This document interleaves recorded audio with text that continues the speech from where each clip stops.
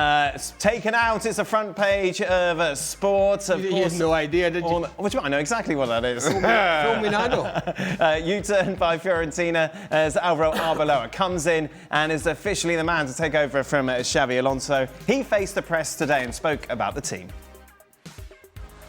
Bueno, yo creo que todos hemos visto los últimos partidos y la temporada y cómo se esforzaron el otro día en la final de la Supercopa. Creo que tenemos no solo una gran plantilla, sino un equipo de chicos dispuestos a todo, sabiendo cuál es la exigencia del Real Madrid. Que no se nos olvide tampoco que aquí hay jugadores que tienen 6 Copas de Europa, que muchos de ellos han sido campeones ya con el Real Madrid, que parece que esto se olvida pronto. Y ganar con este escudo solo lo puedes hacer a base de esos valores que tú nombras, ¿no? A base de esfuerzo, a base de sacrificio, a base de constancia.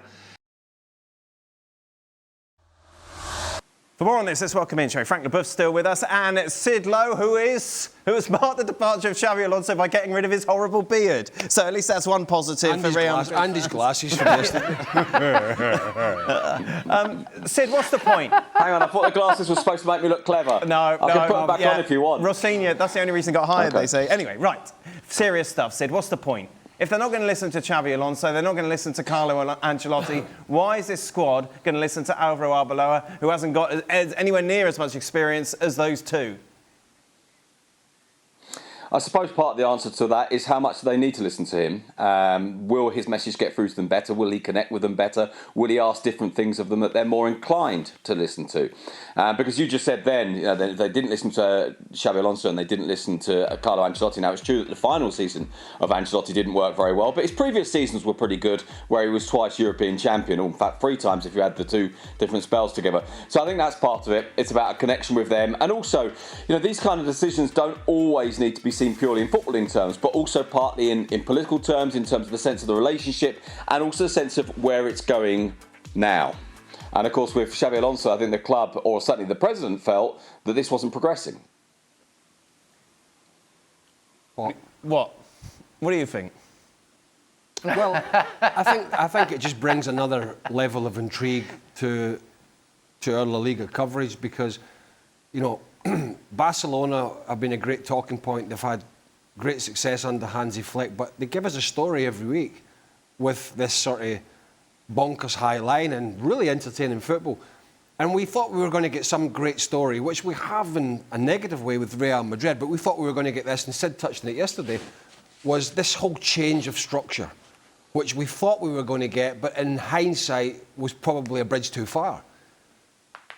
The intriguing thing now is, as we sit back and watch the title race every weekend, is what's the aesthetics of Real Madrid? Is Arbeloa going to be able to make a difference? Are these players, some of them, not all by the way, are some of them going to change? Are some of them going to listen? Are some of them going to grow up? There's no stones been thrown at the likes of Kylian and Mbappe. He's pulled his weight. But there are quite a few, some have been injured, but there are some who have not and who have been very problematic. Some more public than others. And I think that's going to be the intrigue now. Is Arbeloa going to get that tune out of this team and everybody's on harmony? Or are we going to sit and watch them every weekend and go, this is just the same. Yeah. This is the same. They'll press when they want to press. They'll run about when they want to run about, and they'll try and flick a switch and turn it on. That's going to be the real intrigue for me watching Real Madrid going forward, what the difference Arbeloa can make. Because that was the interest for me with Xabi Alonso. What can he do that Ancelotti, and Sid's right, Ancelotti was great, but not in the last season. And what could Xabi Alonso do to make this big difference? And we all sat back and go, come on, this is going to be fun. And it just wasn't. And I hope for Arbeloa, it is going to be at least fun for him. How's he going to make them on harmony, or in harmony, as the rest of us would say? I think Arbeloa's, for his task or for his need, is to be a man manager, which oddly, I think really Xabi Alonso went wrong. You never would have thought that Xabi Alonso, given Sydney his playing career... But can you see my point? If I'm Vinny or one of these players who refuse to defend or refuse to track back, if I've got Arbeloa telling me to do that, why am I listening to him, especially when I know he's only temporary? I take your point absolutely, but to Sid's point, there's so many layers to this. One, World Cup to come, and you don't know what's going to happen immediately before or after in terms of manager availability. There was this dynamic between Vinicius and Xabi Alonso, where Vinicius is refusing to sign a contract unless he was out of the picture. So there was so much for Florentino Perez to consider, not just from a footballing perspective, but from a running a football club's perspective. And so he felt the best thing to do was at least try to button that up with Vinicius Jr., and then you figure out what the next steps are in terms of who comes in and who's the longer-term replacement. No, he hasn't, I mean, unless I've missed something, he hasn't agreed this new contract yet, has he? Vinny, no. Right, so he's got what he wanted, right? He's realistically got what he wanted, which is Alonso out. Now, he is bright enough, it should be, to know that if he continues in the same vein under Arbeloa, he isn't in a very strong bargaining position, or as strong as he would want to be, for getting the dosh, and that's what it's all about for him. It's getting the money, it's getting the big payday, it's being one of the top guys. Continuous poor performances and bad attitude and inconsistency isn't going to get that for him. Now, I think part of that was down to the fact that Alonso was there and they were butting heads. But he's got what he wanted now. So I think we'll see a different Vinicius Junior. And I'm not saying for 1 minute that's right. I am not. But I think the way the cards have sort of folded for him and Alonso, he's been holding the ace. But to continue holding the ace with Florentino Perez for his contract, he's got to show that he's willing to perform. So I think, right or wrong, we may see a more productive and energetic Vinicius Junior in the second half of the season. OK, well, inevitably, Alvaro Arbeloa was asked about Vinicius Junior, and inevitably, Arbeloa said all the right things. Tengo una suerte enorme de contar con Vinicius Junior, que creo que es uno de los futbolistas más desequilibrantes del mundo, un futbolista querido por toda la afición, que, bueno, todo el mundo vio el partido que hizo el pasado domingo y ese es el Vini que queremos ver, ¿no? Un Vini que sonríe, que disfruta, que baila, que juega, que es capaz de desequilibrar un clásico y de marcar diferencias. Así que eso es lo único que me preocupa y que quiero ver ahora mismo en Vini. Sid, I'm intrigued what the fans are saying about all of this. Well, let's pick up on that Arbeloa quote when he says he wants to see a Vinicius that smiles, that enjoys it and that dances. He doesn't say, I want to see a Vinicius that tracks back, that works hard, that runs, that breaks his balls for the team. He doesn't say that. And I think that's quite significant because, of course, the fans have been frustrated with the level of his performance, obviously. So if it continues to be poor, with a change of manager, I think there will be that sense, and you know, Craig was talking about it just then, Vinicius has got what he wants. It's not necessarily about Vinicius, it's just that perception from the fans, you've got what you wanted now, you've got nowhere to hide anymore. If I can have a word on Real Madrid, you know, I thought with Paris Saint-Germain, a couple of years ago, we had the example of what not to do. And with all the coaches that they had, it never worked because the players were doing what they wanted. I thought, you know, it was a lesson for the world of football. It doesn't seem to be for Real Madrid because that's what they are going through right now. We've got to stop all this, haven't we? I mean, they're getting walloped. They're not playing well. Sid mentioned it. The fans are whistling. We've seen some really poor performances, home and away this season. Sometimes the results have been there, but the performances, the eye test, looking at the way they've played has been pretty bad. As I said the other day in the show, you could count. You're lucky to be able to count in one hand the performances this season, certainly in the league, that you went, well, that was good. Yep. Maybe 2 or 3 at most. And here they've just been beaten again by their biggest rivals in this cup final. I mean, Frank's right. We have to, you know, the last thing in a player's mind, and I think Xabi Alonso here, you know, it's just a manager who thinks he's doing the right thing. Okay. He thinks he's doing the right thing to be, to give respect to. So I suppose from the outside looking at it, I'm just thinking, what if Carlo Ancelotti had asked him to do that? Would they have turned their back on him as well? Or I think there's every chance because is that just a complete lack of respect we're seeing? Well, I think that ship has sailed with Alonso, to be honest. So I don't know with Ancelotti. I think as a player though, if you had a manager. No, I'm not doing that. I'm not doing that for any team. I'm not. Here's my question. As a player, I don't know of teams doing guards of honours for a cup final like this. Right. Xabi Alonso lost, the Europa League final. Yep. Does anybody remember Leverkusen doing Guard of Honor then? I just find it... Barcelona did do it for Real Madrid when they won the Supercopa. Oh, like, well... When they've done it before. I find it odd. I find it odd. Listen, when I was at Celtic giving Rangers a Guard of Honor, they'd have killed us. I tell you, the windows in our houses, the players' houses, would have been bricks thrown at them. Yeah. I mean, we have to stop. This is a kind of social media-driven thing now. Oh, it's got to be respect. This is a sport. This is a contest. This is a business. This is a livelihood. Managers are getting sacked. You know, Amorim gone, wasn't good enough. Xabi Alonso deemed not good enough. The list is endless. This is big boy stuff. This isn't let's be respectful. You know, let's just roll the sleeves up. Let's go and get stuck in. They're the enemy for the day. Mm-hmm. Right, I might go for a beer with them behind the scenes back in Spain. That's okay. You can have mates in the opposing teams. That's fine. But during that few hours of a match day, Shaq, you're playing for your team, and I'm playing for mine. I find it really odd. Really, really odd. Sid, Frank mentioned, obviously, Kylian Mbappe and what happened at PSG. Real Madrid were fine, weren't they, till he came along? It's a slightly facile conclusion to come to, but I think it's a natural one for people to come to. And of course, one of the things that really underlined this was what happened in the summer. So you have this situation in which Paris Saint-Germain have won it all. They face Real Madrid in the Club World Cup, in which Real Madrid won 3 games in a row. Kylian Mbappe comes back for the first time, and they beat them 4-0.